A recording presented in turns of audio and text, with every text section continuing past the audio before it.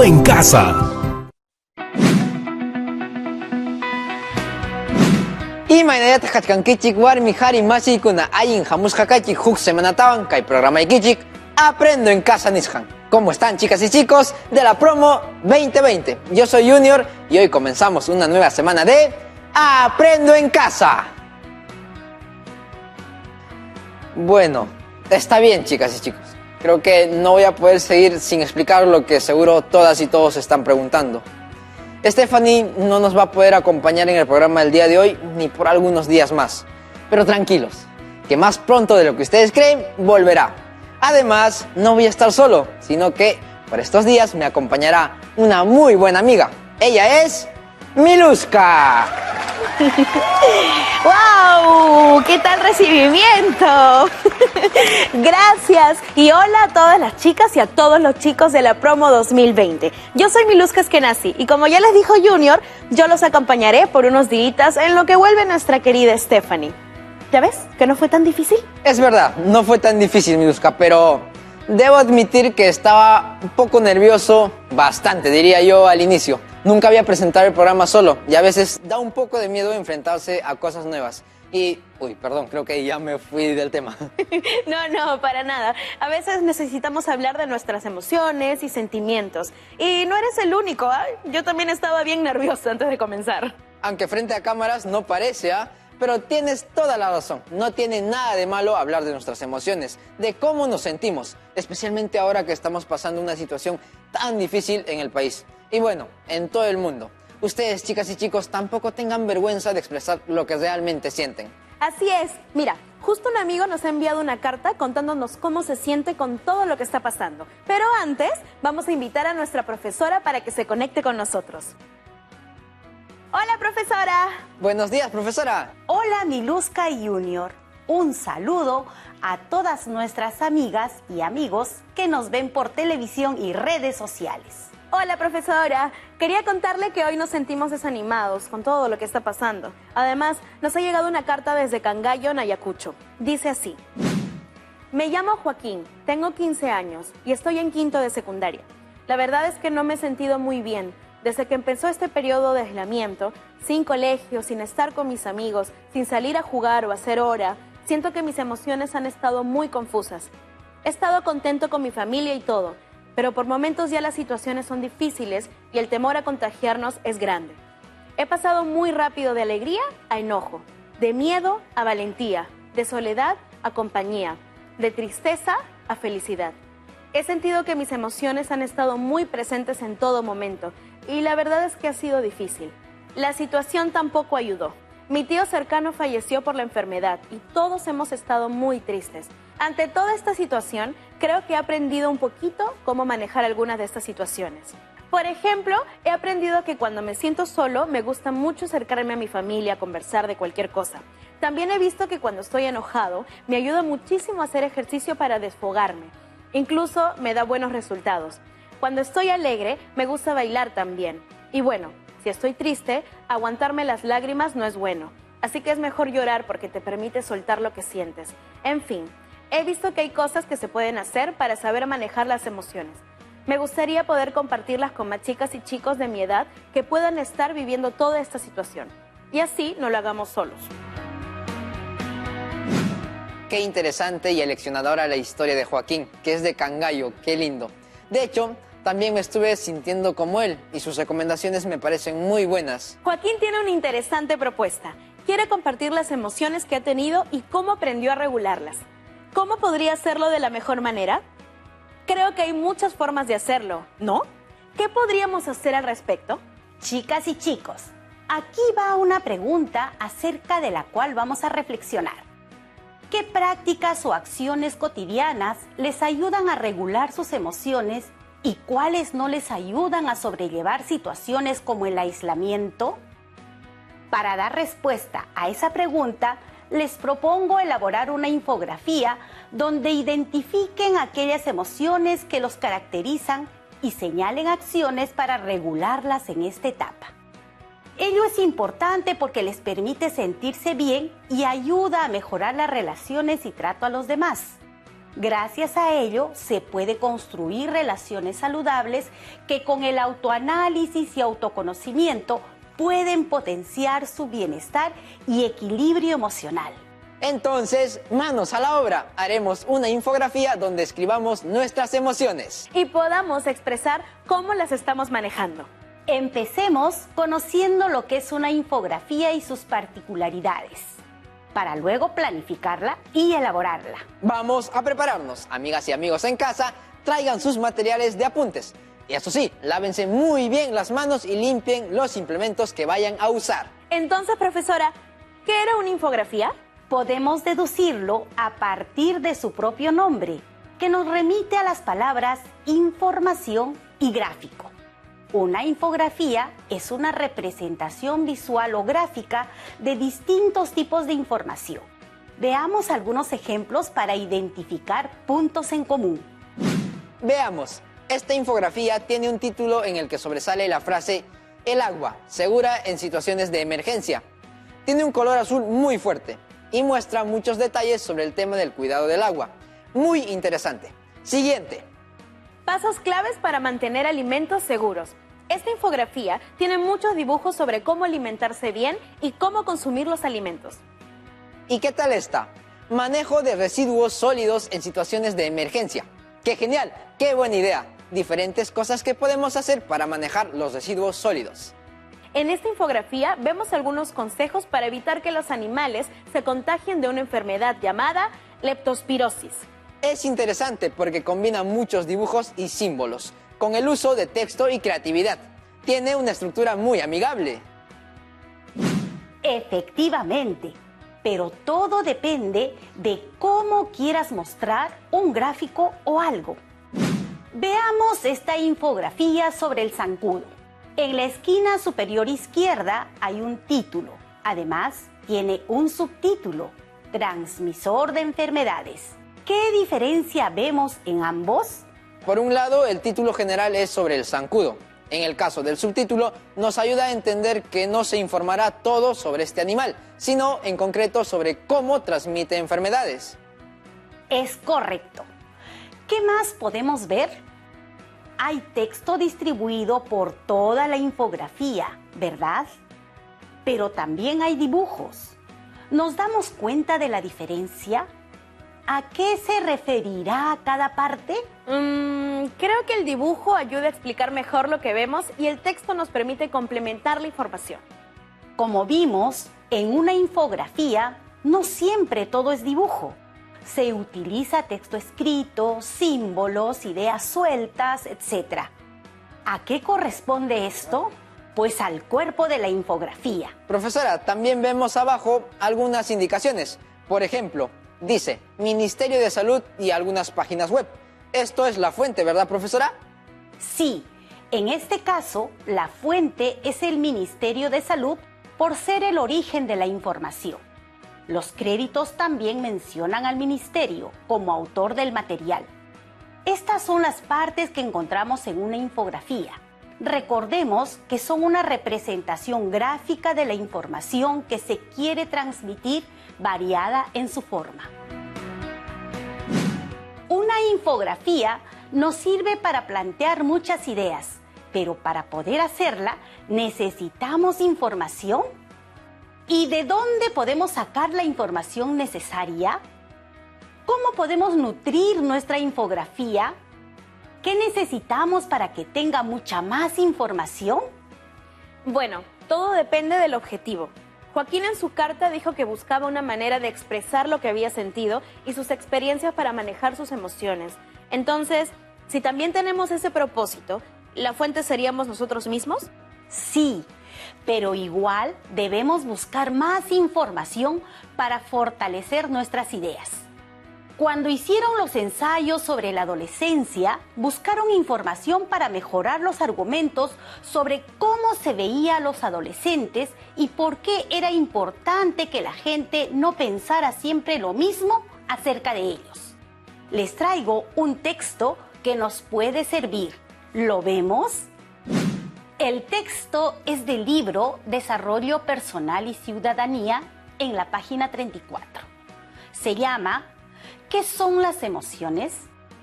Puede ser un buen punto de partida. Antes de leerlo, vamos a predecir sobre qué tratará a partir de la observación. ¿De qué tratará un texto que se llama ¿Qué son las emociones? En este caso, el título es muy claro. Obviamente hablaremos sobre las emociones. Tenemos 3 columnas. Hay rostros de personas mostrando expresiones y hay textos.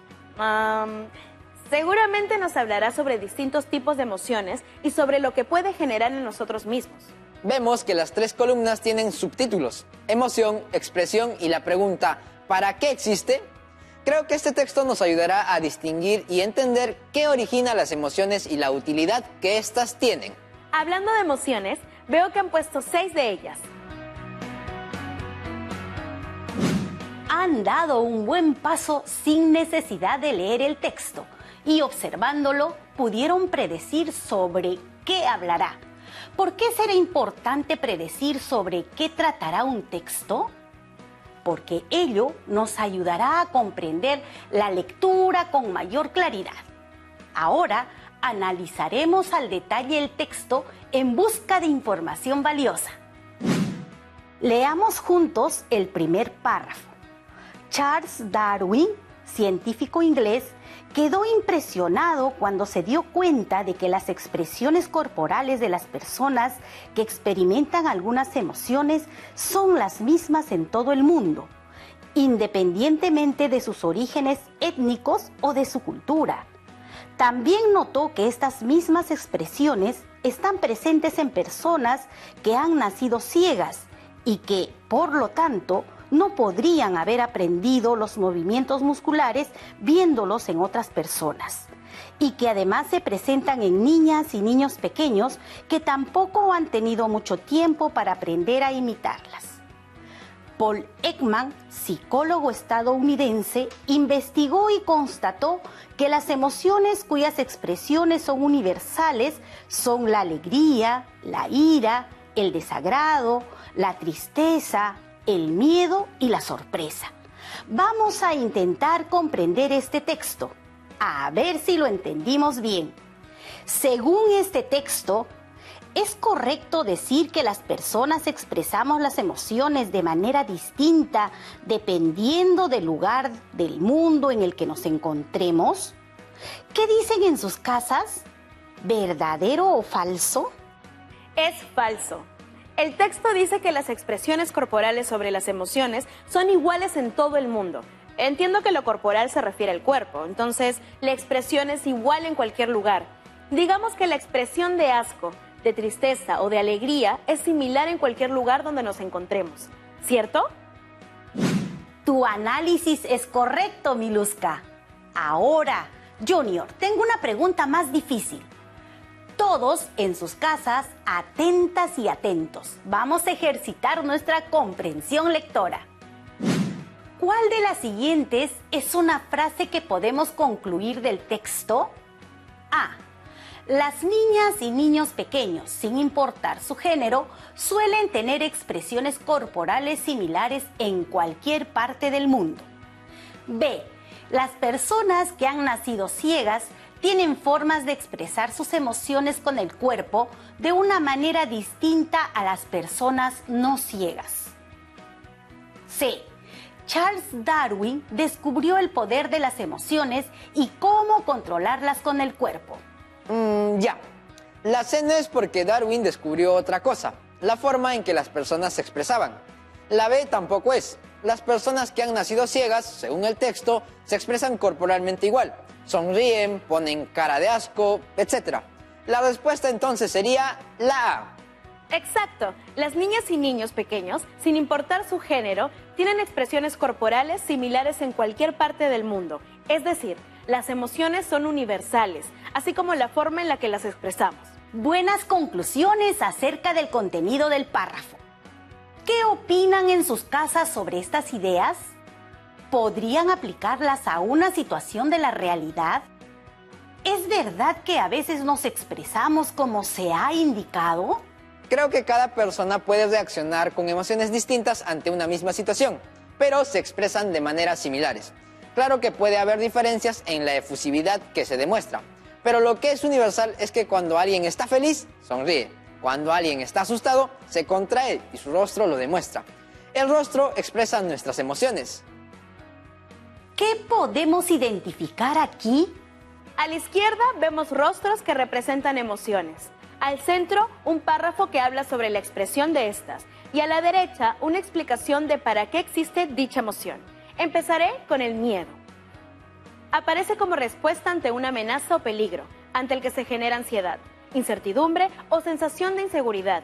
Nos falta la respiración. Veamos, ¿para qué existe el miedo? Bueno, para que nos protejamos y busquemos ponernos a salvo frente a lo que consideramos un peligro. Me imagino que el instinto de conservación tiene que ver muchísimo con esta emoción. Así es. Y si no tuviéramos miedo, quizás nos expondríamos a peligros que arriesgarían nuestras vidas. ¡Wow! ¿Cierto? Aunque a mí me gusta el miedo.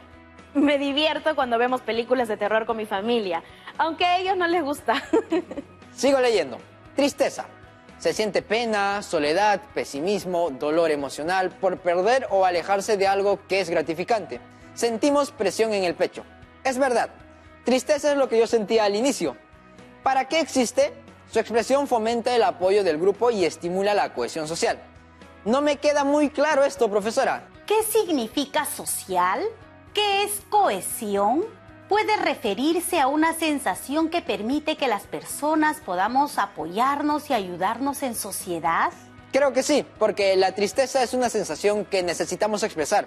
Y cuando la sentimos, necesitamos que alguien nos escuche y apoye. Es cierto lo que dices. Veamos la siguiente emoción. Alegría, sensación de bienestar y seguridad, diversión y gratificación. ¿Para qué existe? Su expresión estimula el encuentro y compartir con otras personas. Pues sí, cuando estamos alegres, siempre nos gusta compartir, como ustedes cuando tienen una reunión familiar. La tristeza y la alegría se pueden describir como contrarias. Sin embargo, las dos tienen la capacidad de unirnos como grupo. Es decir, nos cohesionan como familia con las amigas y amigos. ¡Qué interesante! Uy, justo la expresión que viene no me gusta mucho. La ira. Aparece como respuesta ante una amenaza o desafío, lo que genera enojo, rabia, molestia, furia, irritabilidad. Hay una concentración máxima en lo que nos llama la atención. Sirve para defendernos de la agresión o defender lo que consideramos nuestra gente, nuestros límites. Me da ira cuando veo injusticias, corrupción o que lastiman a las personas que yo quiero. Es una sensación fea, no me gusta tenerla. Pero la que sí me gusta tener es la sorpresa. Respuesta a algo inesperado, inusual o que no llegamos a comprender. Genera desconcierto y sobresalto. El corazón se acelera. Sirve para orientarnos frente a un suceso desconcertante. Nos ayuda a enfocarnos para descubrir lo que sucede. Interesante. Nunca pensé que podríamos ver las emociones como algo que nos sirve. ¿Y el asco nos sirve? Bueno, aparece como respuesta a la percepción. Ver, sentir, oler, imaginar. De algo que nos resulta repugnante o repulsivo, generándonos sensaciones de disgusto y rechazo. Se agudizan nuestros sentidos. Y luego nos dice que sirve para alejarnos de lo que causa el asco porque puede ser dañino.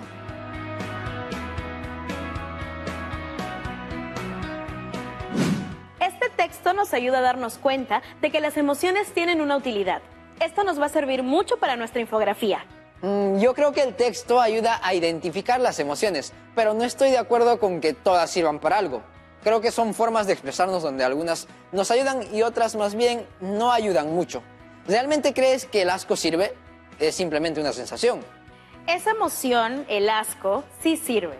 Creo que puede relacionarse con el instinto de conservación, ya que el sentirlo nos aleja, por ejemplo, de consumir alimentos descompuestos o nos aleja de lugares donde hay elementos tóxicos. ¿Es así, maestra? Este texto nos ha ayudado a identificar el tipo de emociones que sentimos. Hemos hablado del miedo, tristeza, alegría, ira, sorpresa e incluso el asco. Ustedes reflexionaron a partir de un texto leído y en algunos casos tuvieron posiciones distintas. ¿Qué piensan ustedes en casa? ¿Está bien que tengan posiciones distintas o deben pensar igual?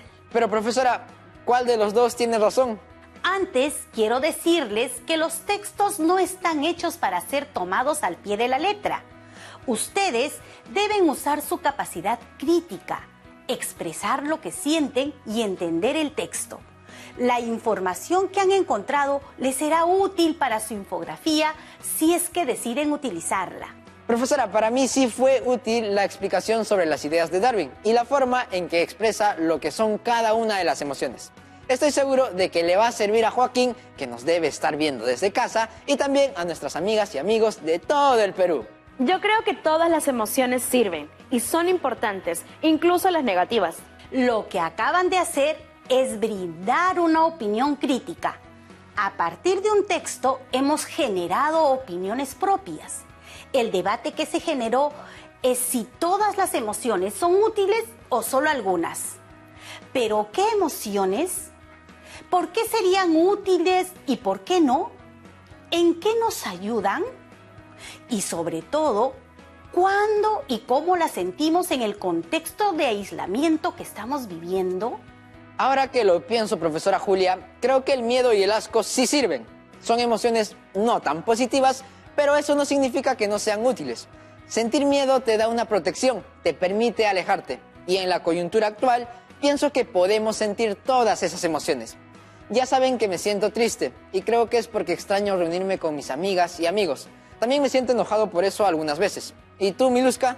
Yo siento miedo por no saber cuándo podremos hacer nuestras cosas de nuevo, de la manera en que las hacíamos antes. También tristeza por todo lo que está pasando. Qué bueno y qué interesante haber hablado de todas estas emociones. Y seguro hay más. ¡Claro que hay más! Es muy sano que hayan reconocido las emociones que les produce el contexto en el que estamos viviendo. A las chicas y chicos en casa les recomiendo que hagan lo mismo.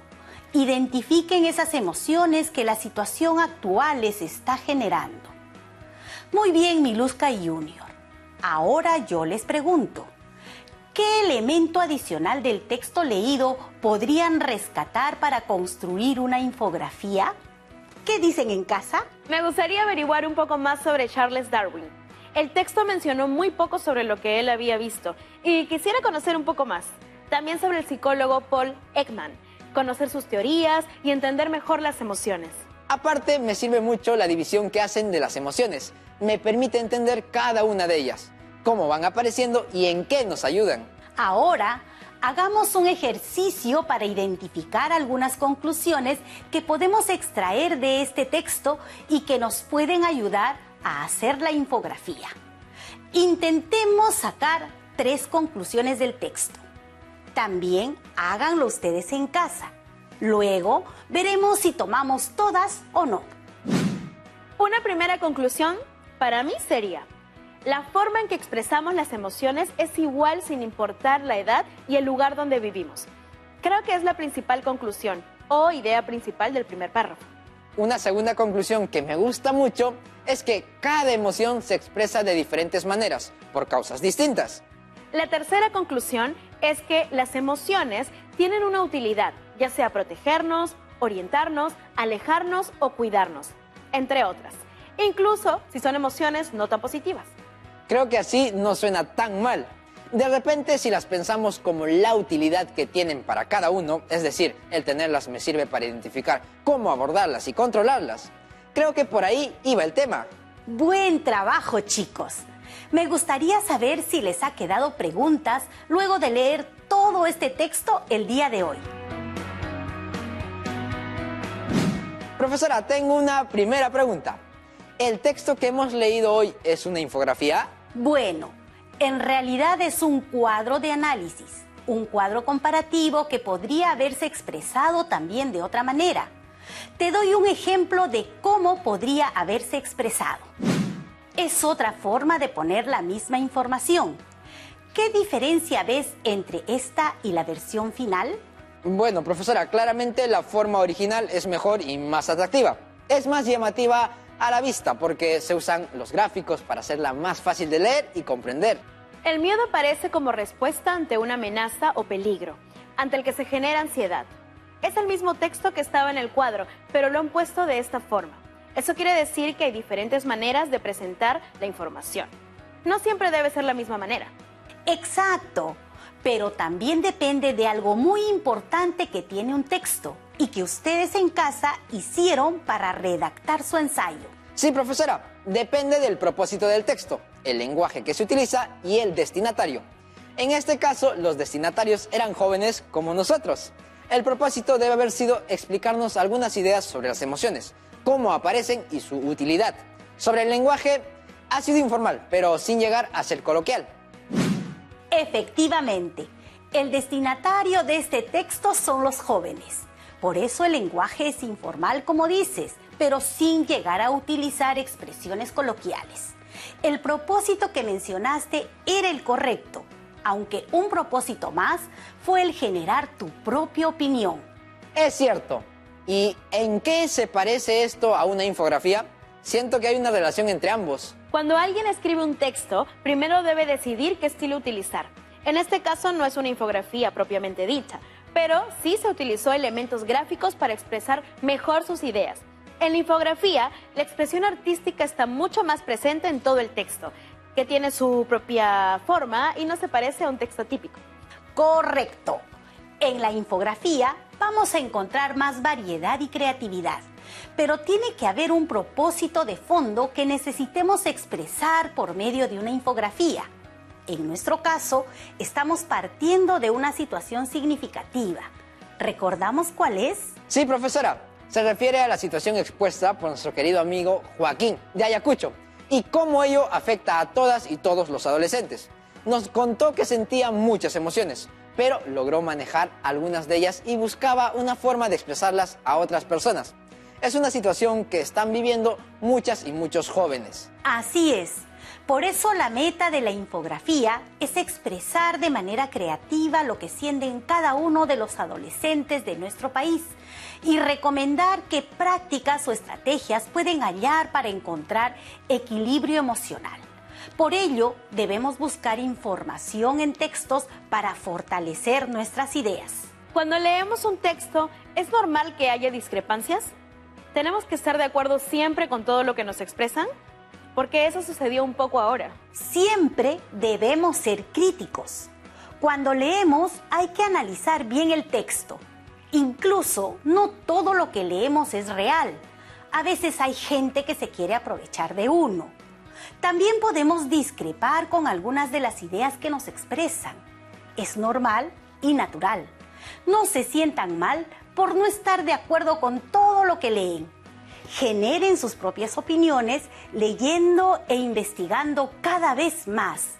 Así también podrán controlar y manejar sus emociones. Bueno, llegó la hora de retirarme.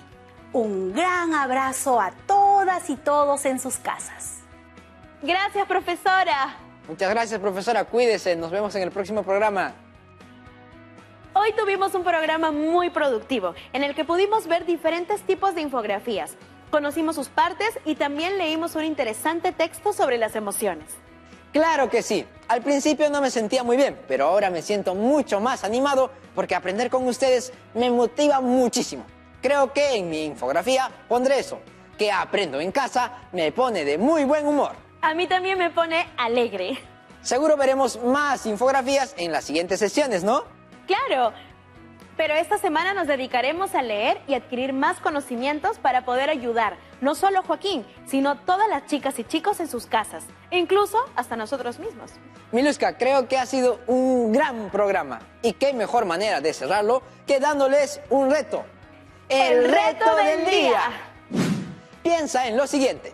¿Qué emociones te está generando la situación de aislamiento que estamos atravesando?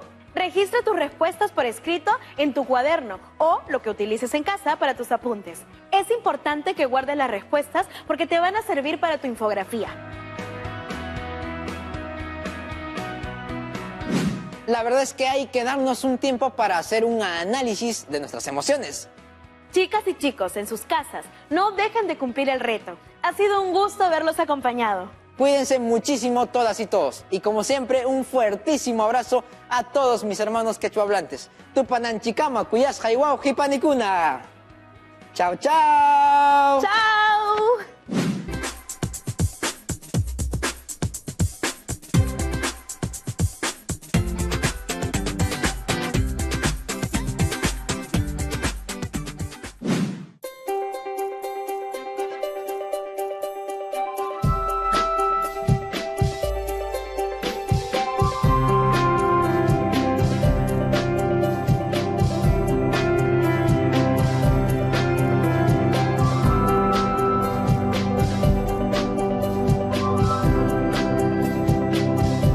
Aprendo en Casa.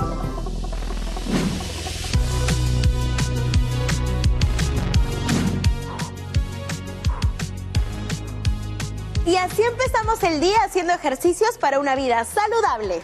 Hola chicas y chicos, yo soy Miluz Caskenasi. Y yo soy Junior Béjar. Sean bienvenidas y bienvenidos a su programa de Aprendo en Casa. Una iniciativa del Ministerio de Educación que busca contribuir al desarrollo de las competencias del Currículo Nacional de Educación Básica. Estoy segura de que encontrarás este programa muy interesante y motivador. ¿Sospechas de qué trata la situación que resolveremos? Sí, tiene que ver con una vida saludable. Muchas personas creen que tener una vida saludable es solo hacer dieta o ir al gimnasio, pero es mucho más que eso. También es necesario conocer nuestro estado de salud, cambiar nuestros hábitos alimenticios, dejar de lado el sedentarismo y promover acciones que permitan practicar una vida activa, mantener nuestro propio índice de masa corporal en un rango normal, descansar, regular nuestro estrés y entre otras cosas. La reflexión que acabas de hacer sobre una vida saludable ha generado la necesidad de plantearles a nuestros amigos y amigas algunos retos. ¿Cómo podríamos saber si nuestro índice de masa corporal y el de nuestros familiares están dentro del rango normal? ¿Qué dieta nutritiva debemos consumir a diario de acuerdo a nuestro índice de masa corporal? ¿Qué rutina de actividades físicas debemos realizar de acuerdo a nuestro índice de masa corporal? No te has confundido. Este programa sí es de matemática. Aunque no lo creas, haremos uso de ella para resolver 3 retos.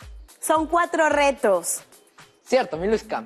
Es que el cuarto tiene que ver con el emprendimiento, por si quieres hacer un pequeño negocio de la práctica de una vida saludable. En ese caso, necesitarás conocer y comprender términos como capital, tasa de intereses, IGB, entre otros. ¿Qué podríamos hacer para conocer y comprender sobre los términos financieros que implican realizar un emprendimiento? Para poder dar solución a los 4 retos, desarrollaremos 8 actividades. 1. Determinaremos el índice de masa corporal IMC haciendo uso de los números decimales. 2. Analizaremos las condiciones de personas con diferente IMC y propondremos dietas saludables. 3. Analizaremos las condiciones de personas con diferente IMC y propondremos actividades físicas para practicar una vida saludable. 4. Determinaremos el interés compuesto a partir de un crédito para generar un negocio que promueva la práctica de actividades físicas. Estas primeras 4 actividades las realizaremos en esta semana. Y estas siguientes 4 actividades las desarrollaremos en la próxima semana.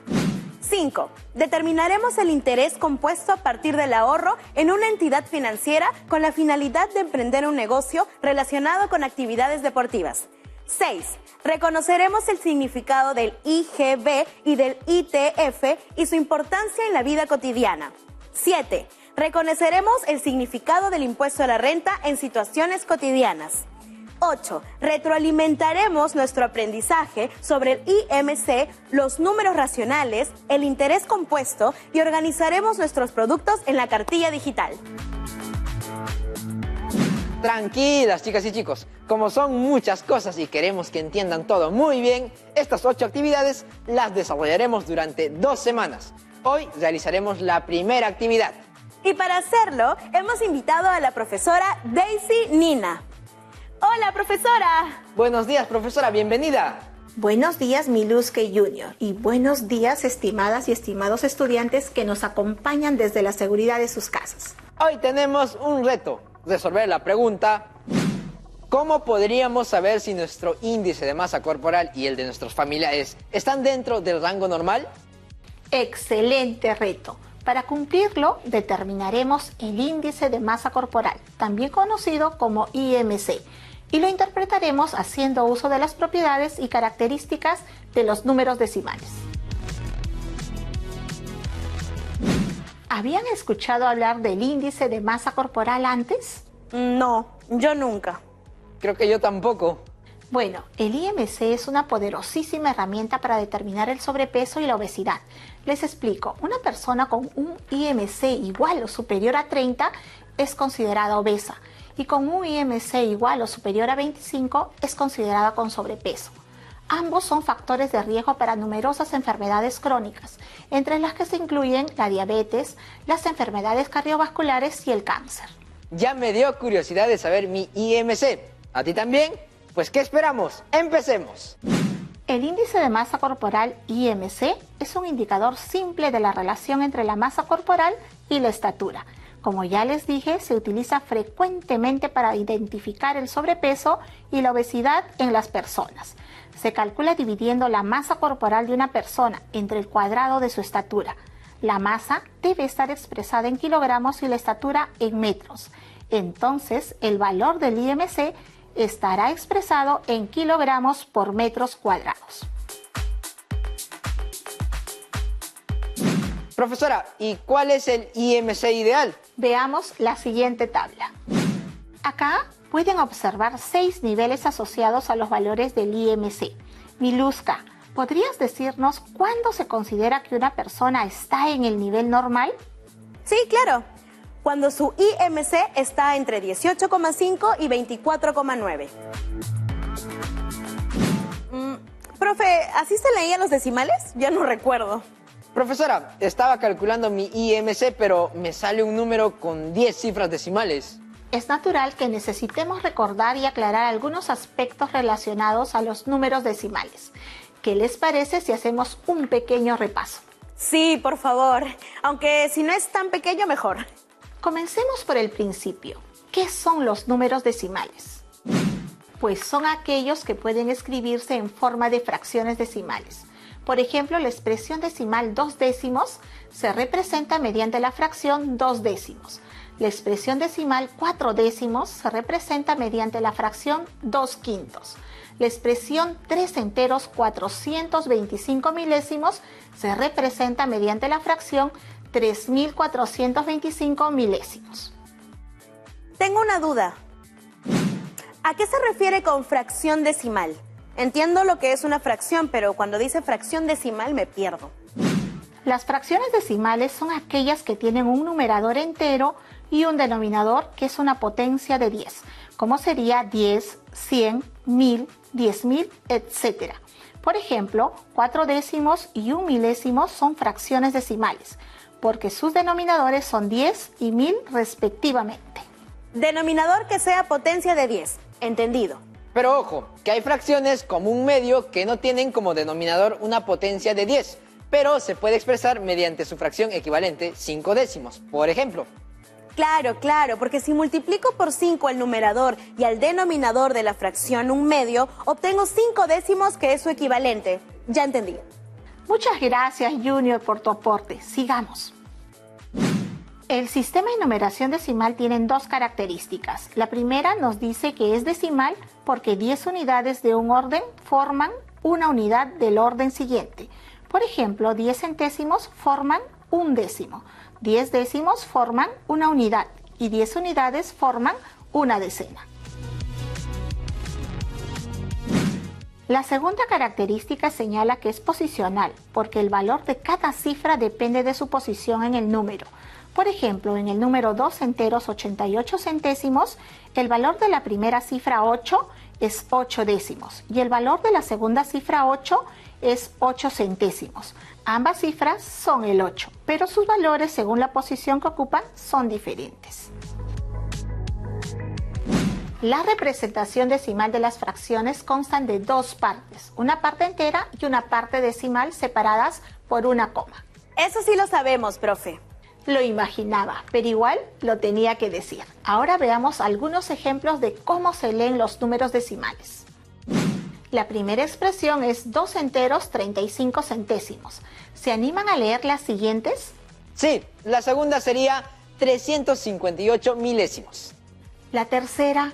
23 enteros 8 décimos. Eso es, y la última. 510 milésimos. Bien. Hablemos ahora de los números decimales finitos, también llamados decimales exactos. Son representaciones de fracciones decimales. Por ejemplo, a la fracción 3 décimos le corresponde la escritura de un decimal finito o exacto que tiene una cifra decimal, el 3. Y a la fracción 1 milésimo le corresponde un decimal finito o exacto que tiene 3 decimales. Pero también hay fracciones como 1/3 o 2/9 que no se pueden representar con una escritura decimal finito, sino con expresiones decimales infinitos. Así es. Ese tipo de fracciones dan lugar a las expresiones decimales periódicos puros o mixtos. Por ejemplo, la fracción 1/3 se representa mediante una expresión decimal periódico puro.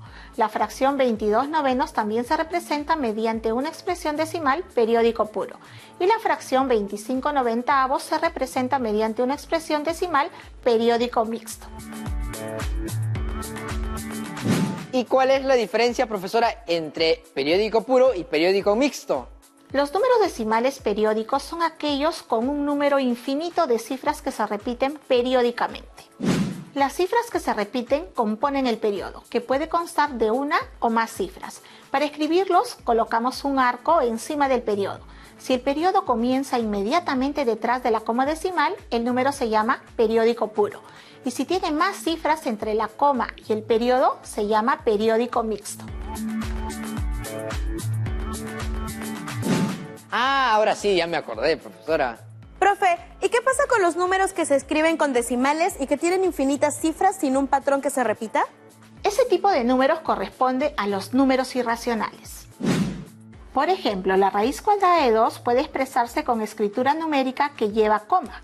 La cantidad de cifras decimales que tiene es infinito y no periódico, y el número no corresponde a ninguna fracción. Es la representación de un número irracional, así como los otros ejemplos.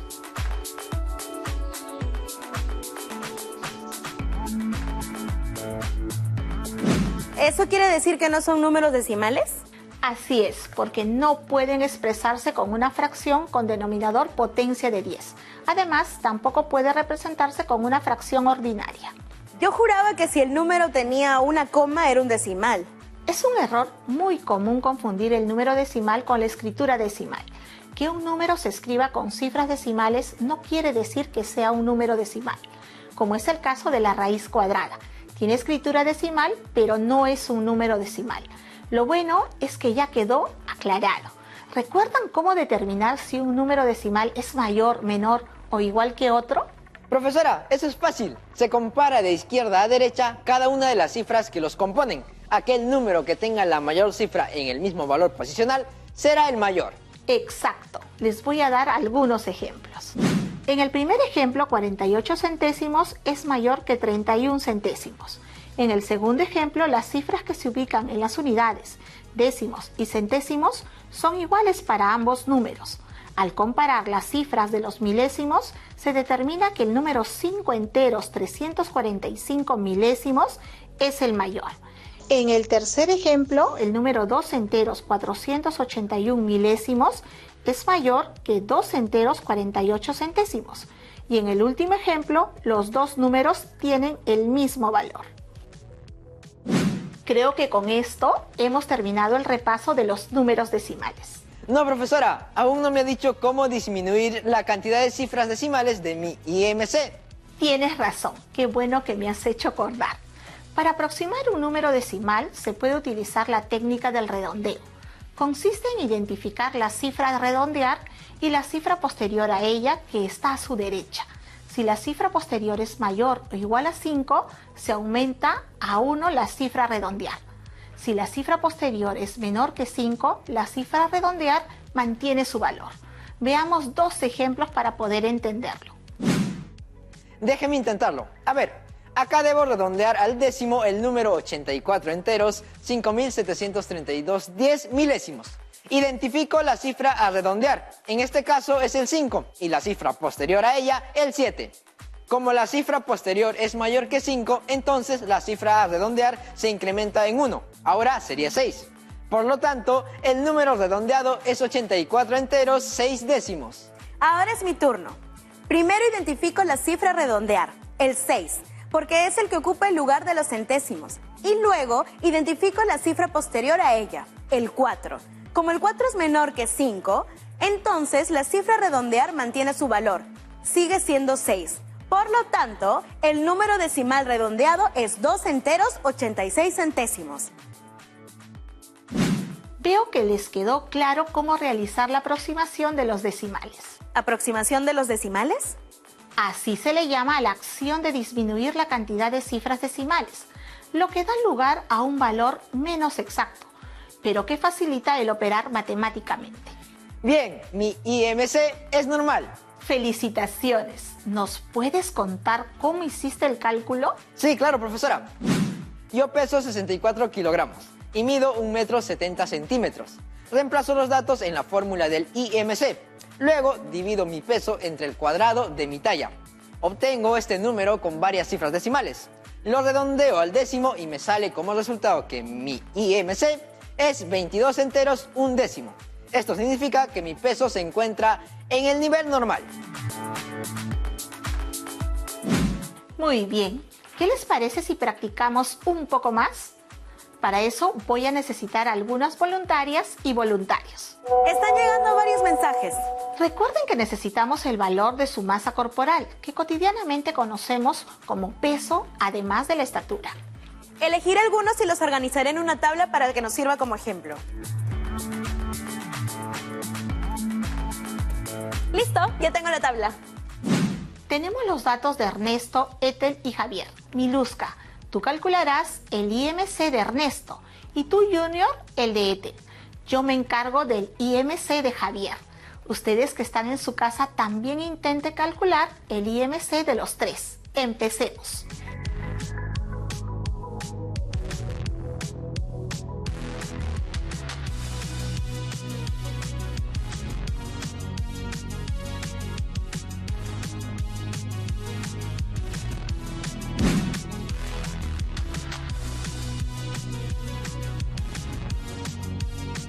Listo, terminé.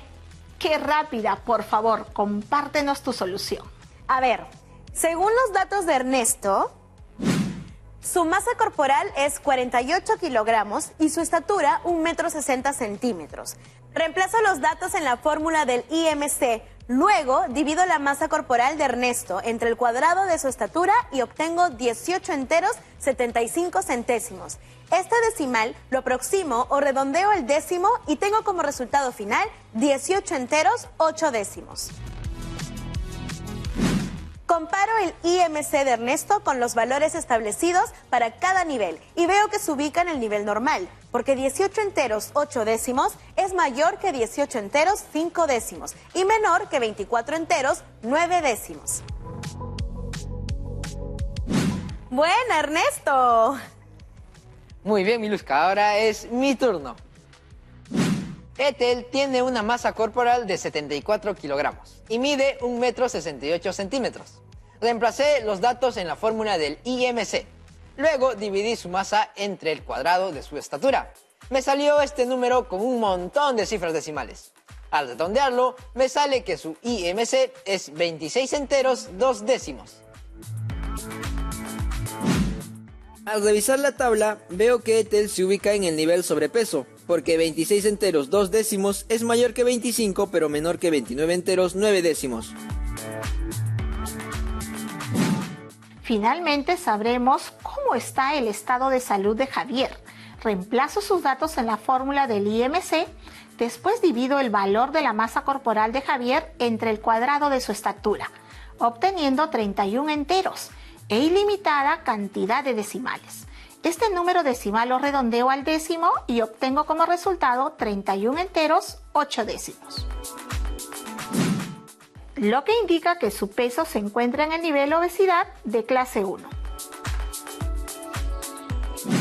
Creo que podemos sugerirles que se alimenten saludablemente y realicen ejercicios físicos. Además, podrían visitar a un nutricionista o médico para tener una opinión especializada. Así es. Si bien es cierto que el IMC nos ayuda a saber el nivel en que nos encontramos, siempre debemos de buscar consulta médica o de un especialista en salud y nutrición, ya que cada persona requiere una evaluación especializada. No debemos automedicarnos ni iniciar dietas sin consultar a un especialista. Profesora, tenemos algunas preguntas. ¿Está lista para contestarlas?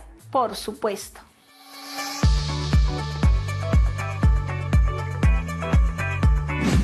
La primera pregunta es de nuestra amiga Ruth.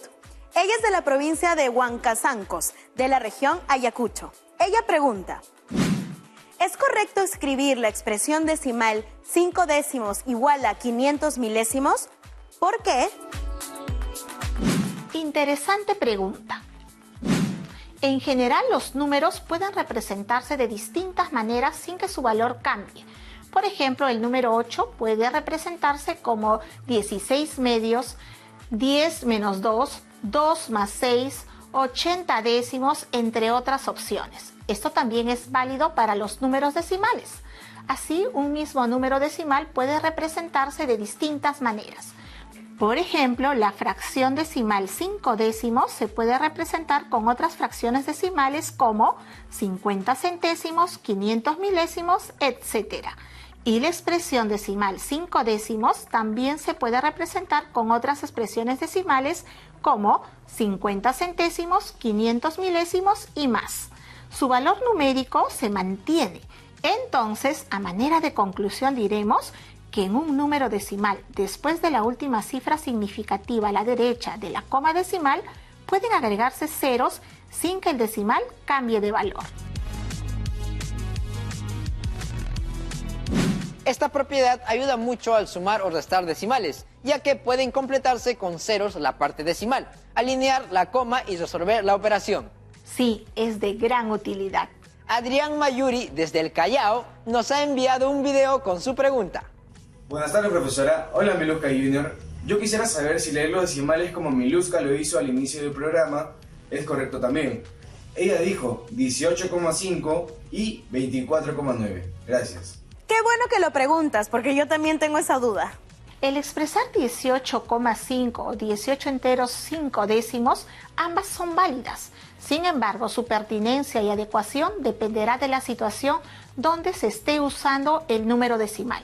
Por ejemplo, la segunda forma es conveniente para expresar unidades y subunidades de medida. Cuando nos piden el tiempo, decimos que ha transcurrido 5 horas 20 minutos y no 5,20 horas. O cuando nos piden nuestra talla, decimos que medimos 1,70 m. Eso es todo, profesora. Ya no hay más preguntas. Yo tengo una. ¿Qué les pareció el programa de hoy? ¿Les resultó provechoso? Sí, profesora, muy provechoso. Recordé cómo se representan los números decimales, cuál es su relación con las fracciones decimales, cómo se comparan y ordenan, qué hacer para reducir la cantidad de cifras decimales, entre un montón de cosas que, la verdad, no me acordaba mucho. Y yo aprendí que no todas las expresiones numéricas que tienen una coma decimal son un número decimal. Esa fue primera noticia para mí. Gracias, profesora. A ustedes por la oportunidad. Les mando un fuerte abrazo a sus casas. Nos vemos. Chao, profesora. Gracias. Muchas gracias, profesora. Hasta el próximo programa. Creo que necesitamos un reto para sentar lo que hemos aprendido. ¿No les parece? El reto de hoy es... 1. Elige 5 miembros de tu familia de diferentes edades, de preferencia a personas adultas. 2. Completa la tabla con la información requerida. Calcula el IMC y determina el nivel de cada uno de ellos. Explica el procedimiento que realizaste para calcular el IMC.